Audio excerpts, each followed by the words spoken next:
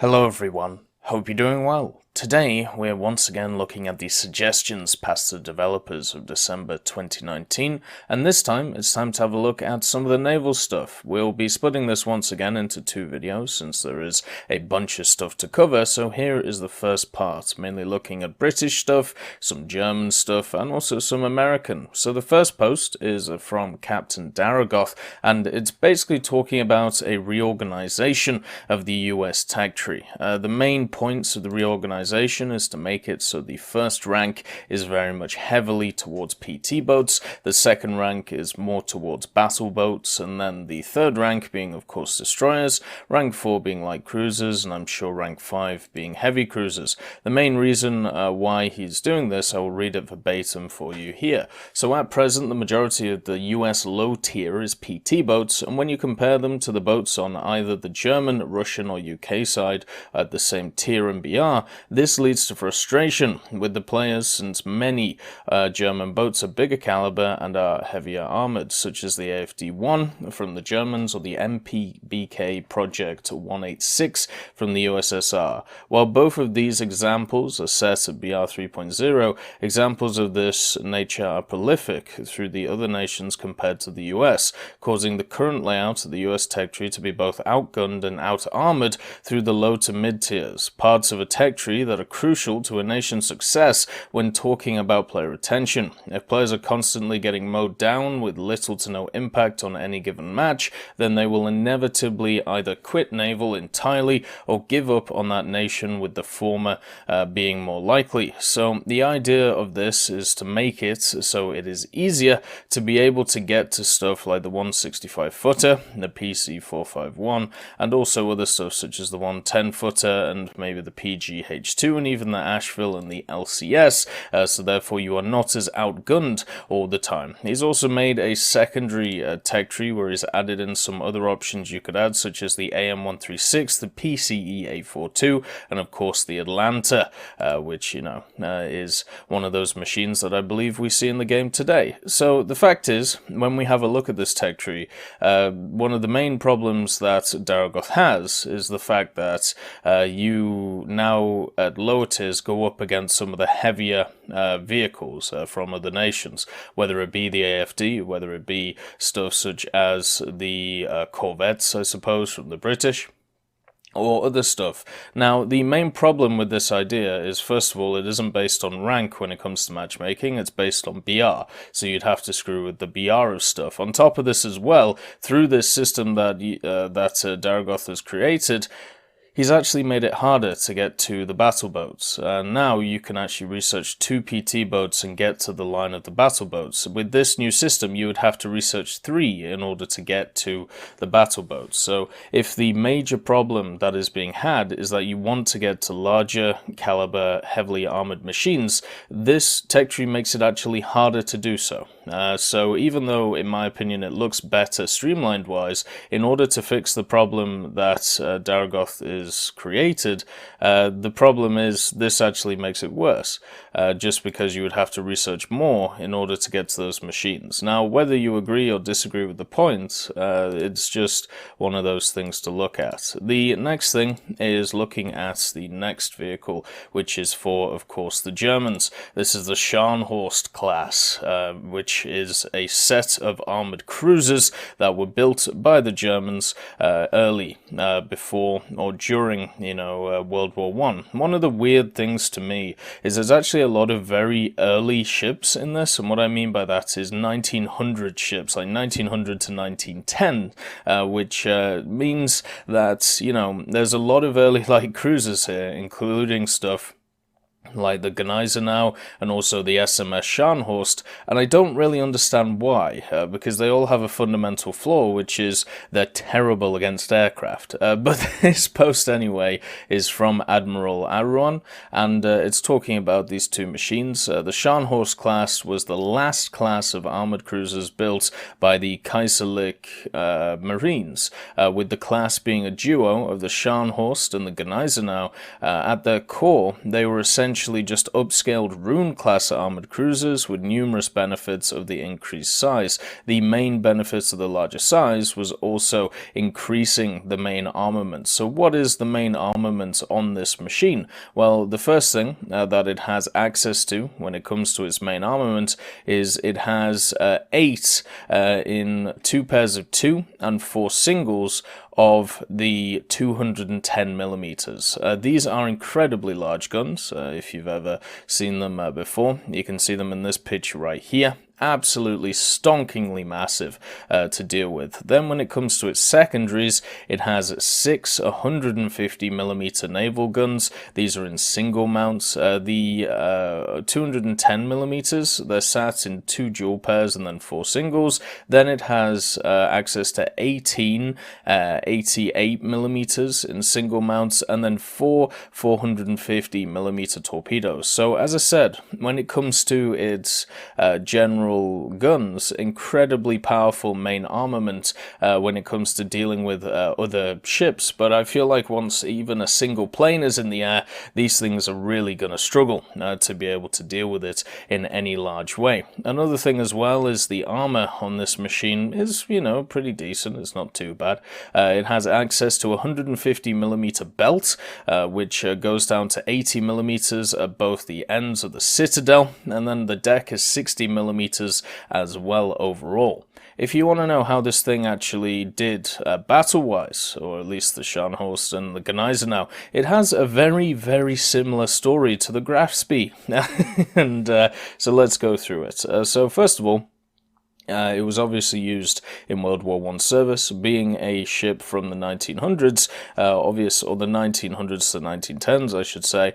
The fact is, a lot of these were pushed into service and were used to try and bolster certain parts of the Navy. Germany wanted these ships to be long-winded overseas service ships, so therefore they would spend many years overseas trying to, cover colonies that Germany had, and also be able just to go around the place, be used as flagships, and to try and control areas, either use them to defend ports, monitor certain revolutions, or even just be able to, just get around the place and be these large ships on the open water. So the first thing is there was the Battle of Coronay. Now this was in the 1914, and it was on the 6th of August, the Battle of Coronay, and this was a battle in South America where the Scharnhorst just absolutely annihilated the navy that was there. This was the first loss that the British had had in around about 100 years, and it was absolutely insane when you think about it. Think how crazy it is that the Royal Navy, first of all, went 100 years without losing a fight, and these large ships were the ones which were able to actually give it to them. Now the problem is, when you actually do this, just like the Grafspee did, in World War II, generally the rest of the Royal Navy turns up, and that's pretty much what we saw here. So after the Battle of Coronay, what we had was the Battle of the Falkland Islands. So the UK were annoyed about the fact that they lost, because who wouldn't be? So they sent out a massive ton of battle cruisers. They sent out the Invincible, Inflexible, and then they took the armored cruisers, the Carnarvon, the Cornwall, Defence, and the Kent, the light cruisers, the Bristol and the Glasgow, which had, of course, survived the battle before, and to search and destroy the East Asia Squadron, which these ships were part of. And they did. Off the coast of the Falkland Islands, they just tore them apart. So pretty much the Germans had one main victory when it comes to these ships, and then the actual Royal Navy turned up and gave them a good spanking, which was pretty much how this happened. Now the Admiral, who surprisingly von Spee and two of his sons, and around 2,200 men were killed in the East Asia Squadron, and it was Germany's only blue water naval force at the time. It was completely wiped out by the Royal Navy. So this basically meant that Germany could only be able to defend its shores and not have any access to any outside waters because their only fleet had been absolutely annihilated. And it's very, very odd how this start of World War I in 1914 had a very similar start to it in South America for the Germans in World War II as well, just with the graph speed. So yeah, it's just one of those weird things. Anyway, on to the next machine that is available. This is From Glory to Hypnotoad, and I love that name. And it is a new Soviet destroyer. This is one of the more modern Soviet destroyers that you will find in any real reckoning, and it's pretty much one of those ones which was a prototype destroyer, but you know, it was commissioned, it did go into service, so therefore it should be considered to be added to the game. And what is so special about it? So this is the Soviet Union's prototype destroyer, the Project 41. It was also known as the Neustrashny.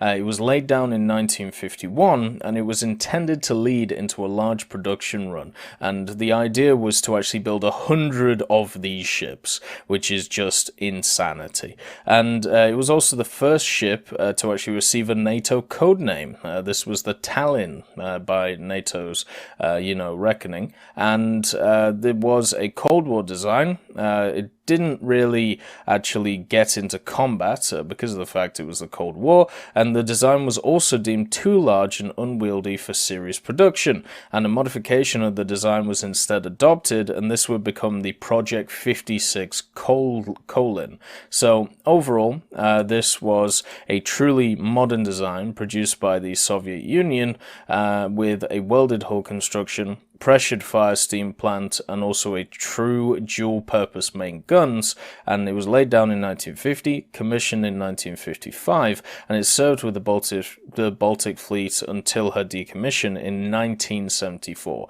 So this was not a machine which, didn't see service. It did see service. The fact was the whole idea behind it, the envisioned idea, just never came to pass. So looking at its general layout when it comes to its guns, this machine has a lot of them. It had 2 dual sets of 130mm, 4 dual sets of 45mm AA guns, 2 quad sets of 25mm, and then it had access to 2 5 sets of torpedo tubes, and it had 5 it had 2 sets of 5 torpedoes. There we go. So it had 10 overall in the center of the machine, then access to mines, depth charges, and all of those things. And then it actually got a refit in 1958 to 1960, where they kept the same main guns, so these 2 dual 130s, and then they added 2 more sets of 45s and also increased them to quad. So they got rid of the 25mm and they changed it to 4 quad stacks of 45mm, which would have been insane to see them all fire at once. Kept the mines, and also an anti-submarine mortar was added. But these 130s are kind of interesting. That's why I've kind of, shown them on the screen. The fact is, when we have a look at the stuff that they had access to in the form of weaponry, it had a semi-AP, HE frag, and then it also had AA bursting rounds, which is pretty cool. Decent muzzle velocity, and with the rate of fire, with the electric loading being 15 rounds per minute at plus 3 degrees, that's 4 rounds a second, and then, with hand loading, you're still looking at around 12 rounds per minute, which is incredibly good, 10 rounds per minute at 3 degrees, and then, of course, 8.2 rounds per minute at 30 to 50 degrees. I would say overall, the guns, even though you don't have a ton of them, if this is put up against the destroyers, it will be able to do a ton of damage damage to them, which would be, really nice to see. So overall, I really like the idea behind this machine. I hope eventually it does come to the game, and even if it is one of those 4-7 destroyers that gets sucked up, I think it would definitely be a really nice one to see. The next one that we are looking at is another Soviet machine, but this is a light cruiser, and it's once again one of those really early cruisers that I was talking about before. This was actually a type of warship in the late 19th century into the early 20th century, and this is from Laskin B.J. Hinkle, and it's talking about the Komintern light cruiser. Now, calling it a light cruiser is a bit odd, because as we talked about before with the German ship, this is technically an armored cruiser instead, because light cruisers and heavy cruisers at the time didn't exist as we know them today. But the main difference between this one and some others that they would have seen at the turn of the 20th century is this set of, this type of armor idea, the turtle shape, as it's known, and the thickness of it varied from 50 to 150 millimeters depending on the ship. The Komintern, which we're talking about today, had an 80 millimeter thick armored deck to it, which is pretty cool. But it's another one of these ships. It's part of the Bagatyr-class armored cruisers, originally named Kagul, and the building was finished in 1903, and it was commissioned in 1905. Then in 1907 was renamed to the Pamiat Merkraliu, and in World War I it served in the Black Sea Fleet, and in 1914 it encountered two German battle cruisers, the Goeben and the Breslau. The Germans sheared off after first hit of the machine, which damaged one of Goeben's ammo racks. In 1915, it encountered the Turkish Navy, but the Ottoman ship escaped without actually inflicting any damage, and then once again in 1915, after a bombardment from the Goeben, it engaged the ship, and the Soviet ship was damaged, and also the Goeben's engines were damaged, and used her superior speed to once again escape.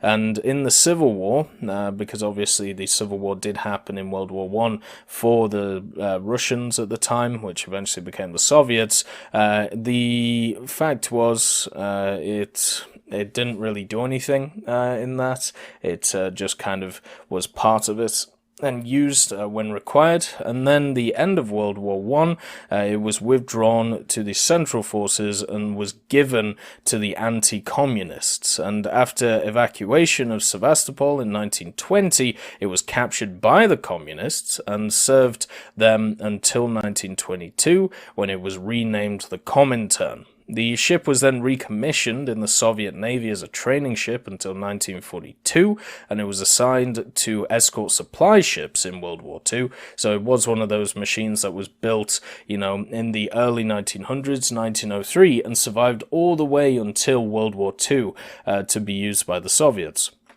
And then it was bombed by German airplanes in the Black Sea, but it was able to continue under her own power, and the Komintern was damaged by German aerial attack again in Novorossiysk, and shortly afterwards the ship was moved to Poli.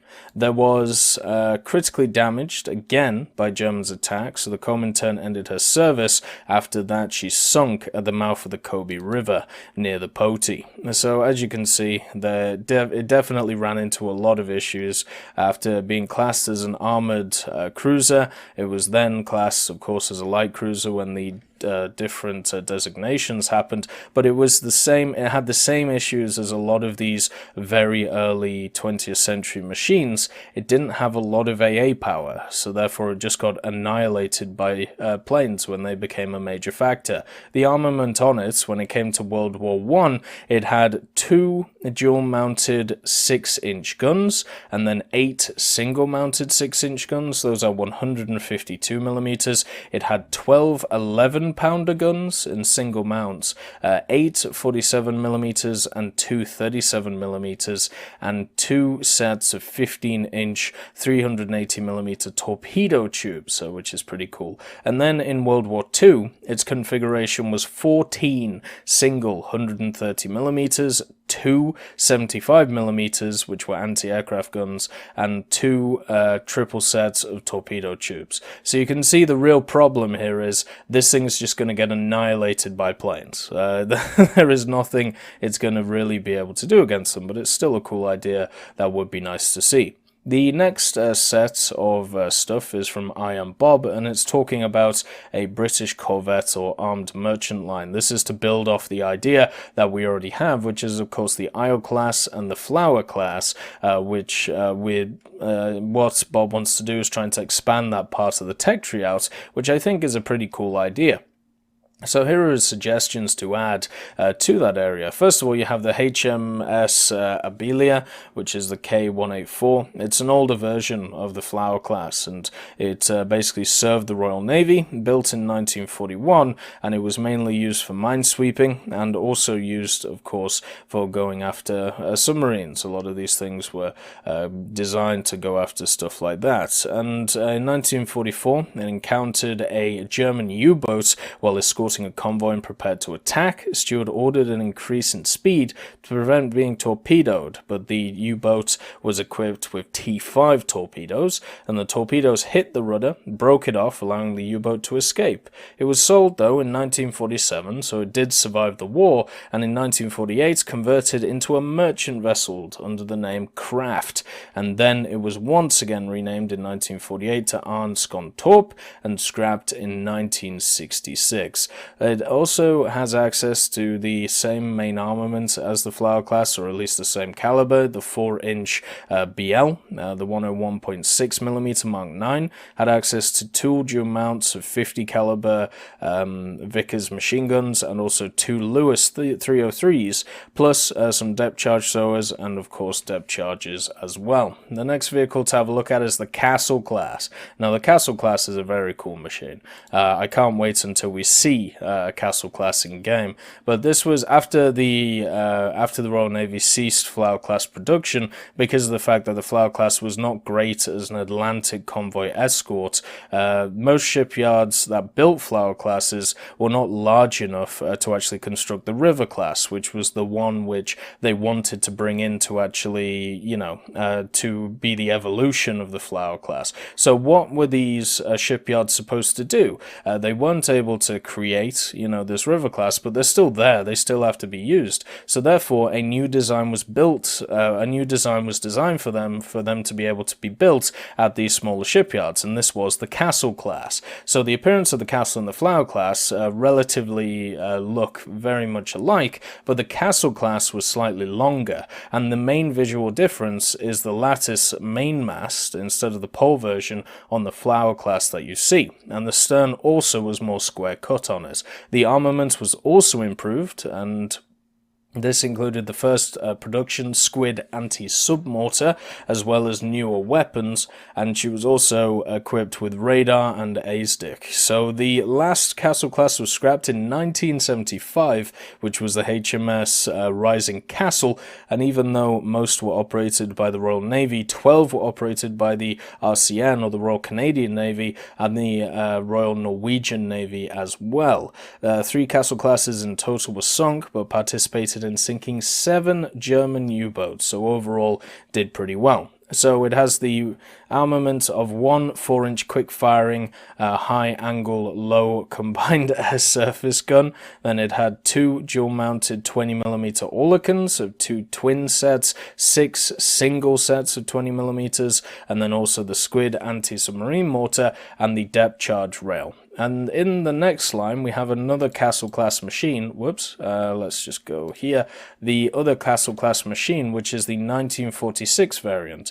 Now, the actual history, according to Bob, of this modification is extremely rare and actually hard to come by. Most in books and through rare sources, but he didn't have the time to go through them. But it seems like the main thing that changes is the main armament being the one single 102mm. Then you have 2 dual-mounted 20mm Mark 5s, and then 6 singles of the 20mm again, and I'm sure some other stuff would change as well. The next vehicle that is also on offer is another Castle class. This is the CRS, and which is known as the Convoy Rescue ship. This is the exact same layout as the normal Castle class, but has a different armament for Convoy Rescue. In total, in 1942 and 1943, it was planned to build 59 of these ships, but only 39 entered service on the original design. 5 more have been completed as convoy rescue ships and also carried as merchants. So this machine actually has 2 76mm guns, or 12-pounders, and 4 20mm Oerlikons in single mounts. So this would be much closer to, you know, what you would see from other machines of a similar level. Wouldn't get hull break, which would be really nice, but you know, is how it is. The next machine is now the Castle class CRS, so once again the convoy rescue ship, but this is the 1946 version, so this would be the modernized version. So exactly the same layout once again as the you know, other one, and also has the exact same of everything as the 1943 mod, and has access to the 2 76mm guns, and then has access to the 4 20mm. So I actually don't really know the difference between this one. Actually no, the difference is the main guns. So whereas this uses the 76mm Mark 9s, the CRS from before uses the Mark 1s, 2s, or 5s. So this technically has better guns, even though they are the same caliber of guns. But yeah, that is the overall look at this that, you know, Iron Bob wants to create. I like it. You know, I generally do like these machines. The Flower class, especially when hull break, now that it's a factor in the game, it makes it hilarious to use because you're able just to donk people and be a bit unceremonious about it. The next vehicle is the HMS Kent, which is of course a county class light cruiser. Or is it a light cruiser? Wait, I need to check something before I make a fool out of myself. Let's see. No, sorry, it's a heavy cruiser. There we go. So the county class is a heavy cruiser, not a light cruiser, and this is also talking about the 1938 refit that it had, so therefore it should be a little bit more powerful than some of the other ones. The main armament that you find on the HMS Kent is 8 8-inch BL Mark 8 guns. These are sat in dual mounts, so you have 4 mounts of it, which is pretty cool, and should actually definitely pack a bit of a punch. Personally, for me, I think it would have been much better if this was added into the game instead of the Hawkins, which of course isn't as anywhere near as good as this machine. But yeah, it has access to a rate of fire of 3 to 6 rounds per minute, so generally not very fast firing guns, but definitely pack a decent bit of a punch. Then you have a look at the secondary battery. It has 8 4-inch guns, and these were sat in dual mounting turrets, breast on the funnels, so 2 per side on the side of the machine. Then it had 16 2-pounder guns, so 16 40mm guns, 2 octuple mounts abreast the search tower, and then 8 50 caliber, you know, quad Vickers. How insane is that? A octuple pom-pom. Now that is something to be scared of, if you can see it in this picture here once it loads. Like, you can see the octuple pom-pom. Now, you don't want to get anywhere near that. I really like I really like saying that, the octuple pom-pom. Then, of course, looking at its armor isn't that strong, but it's good enough. You know, it's got 25.4mm of hull plating. It has 38.1mm for the deck, 114mm thin belt over the machinery, 102mm for the magazines, and then it has 25.4mm for each magazine box, 25.4 for the turrets, and no armor on the barbettes, 25.4mm on the bulkhead. So nothing crazy, but good enough to be able to, you know, survive a bunch of shots. The other thing as well is the propulsion. It had 8 Admiralty 3 drum boilers and 4 Parsons steam turbines, which gave it 80,000 shaft horsepower, which drove 4 screws, meaning it could go around 31.5 knots at max speed. So this was not a machine that was slow in any regards, and also of course had the decent main armament and everything else. Hopefully we see the Kent or just a county class in general to compensate for the British heavy cruisers, or the heavy cruiser right now that we have at top tier. The next point is from Monument of Sin, and wait, did I mention the last person? I just want to make sure. Ah, yeah, Shrike142 wrote the HMS Kent one. And then we have the next one, which is Monument of Sin, and he's talking about the tribal class. Now, you may think, oh, well, we already have the tribal class in game. Well, the version of the tribal class that Monument of Sin is talking about is actually the pre-war version of the tribal class. During the war, when it came to the tribal class, they actually refitted it and gave it less of a main armament and more of an AA armament. So pretty much what Monument to Sin is wanting is a tribal class, but with its old armament, with the fact that, you know, or with its pre-war armament, I should say. So what is the difference between the two? Well, he puts it right here, as you can see. So the pre-war, or before the war modifications, I should probably say, when it comes to the changes, before you had the 4 dual-mounted 4.7 inches, so the 120mm guns.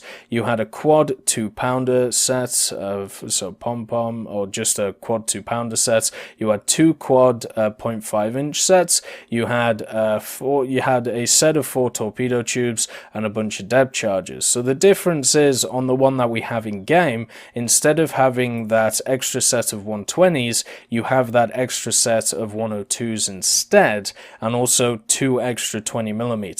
So you can see that during the war, they made the tribal class much more designed to take out aircraft instead of fight other ships. So what Monument of Sin wants to do is just to bring a tribal class in, which would be incredibly good just against ships, and then it would still be okay when it comes to AA cover, but overall it would be incredibly good against other machines. And now that we have other machines in the game, such as the Sumner and the Somas, and also other larger destroyers, why not give the tribal class its overall decent, you know, armament to annihilate destroyers with? So I think that would be really nice to see overall, just as a nice little addition to the British tree, even after all of the other ones that have been added. The next post is by Red Ace, and it's talking about an absolute monstrosity, which I would love to see in the game. So what is this machine? This is the IGN's Chikuma, which is a Tone class heavy cruiser. You also had the IGN Tone, which is also mentioned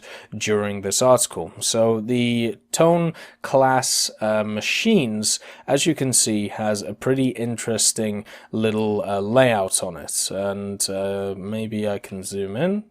Is that better? Yeah, there we go. So what you can see when it comes to this machine is it does have access to 8 200mm, and these are obviously the guns in the front, 4 sets of dual mounted guns, and they're all on the front of the ship.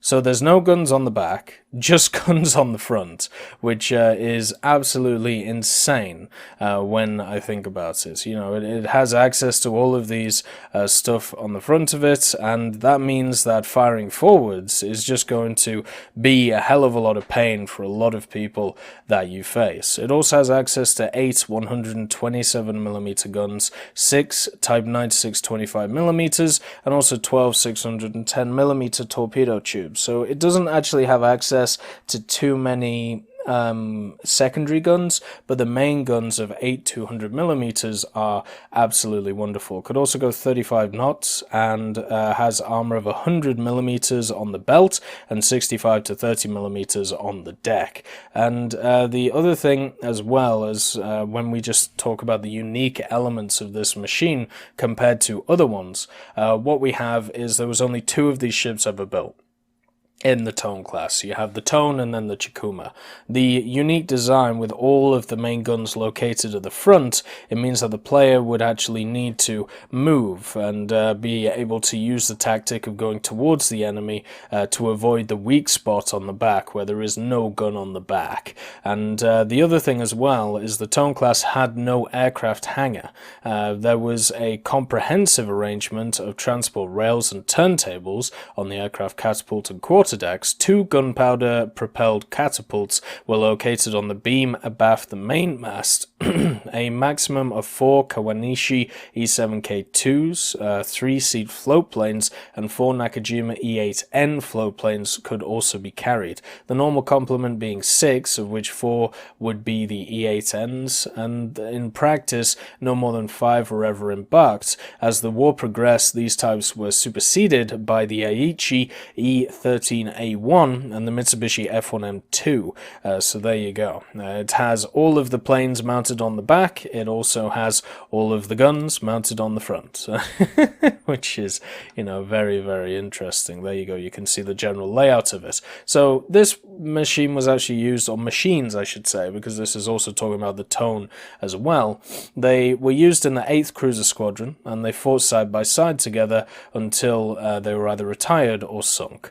So they took part in a lot of important parts of World War II, since these were World War II machines. So they were involved in the Pearl Harbor battle. At the beginning of the battle, both of the machines launched seaplanes, which were the final weather reconnaissance over Oahu for the attack. Their float plane also was used as a scout to detect the USM battleships and mark them as a target.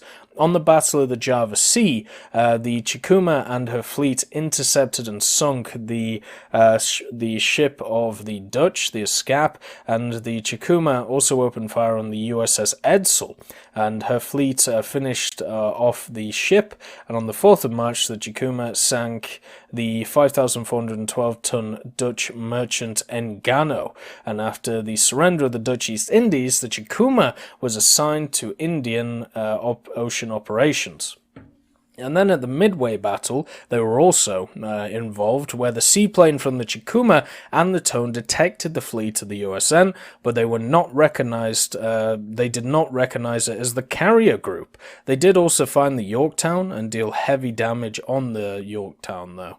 Then they were also involved in the Battle of Santa Cruz, where the Chikuma took heavy damage from planes. Obviously, it didn't have a great AA armament, as we talked about. One of the bombs dealt heavy damage onto the catapult and the seaplane, and they suffered 190 people killed and 154 wounded, including the captain. So the Chikuma had to leave the battle and needed to repair.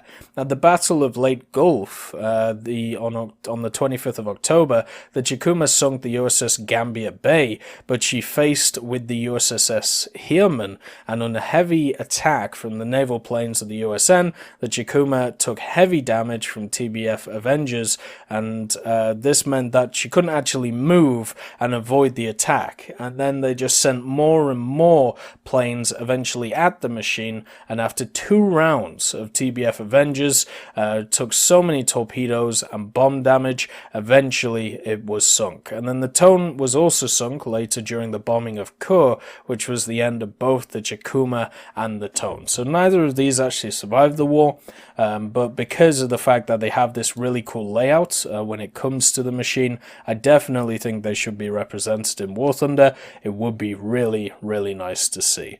But anyway, that is the first part of the naval stuff looked at. Tomorrow we'll have a look at the other set of naval stuff. Hope you've enjoyed this video, and I'll see you next time. I'd just like to thank Ambrosius McClellan, B. Young, Blackie, Chris Giltname, Daniel Stanton, Jay Wilt, John Ryman, Martinez, Moxie, Super Cacti, Trigger Hippie, Eugene's Terry, and also Elove Goat and Samuel Slick for supporting the channel.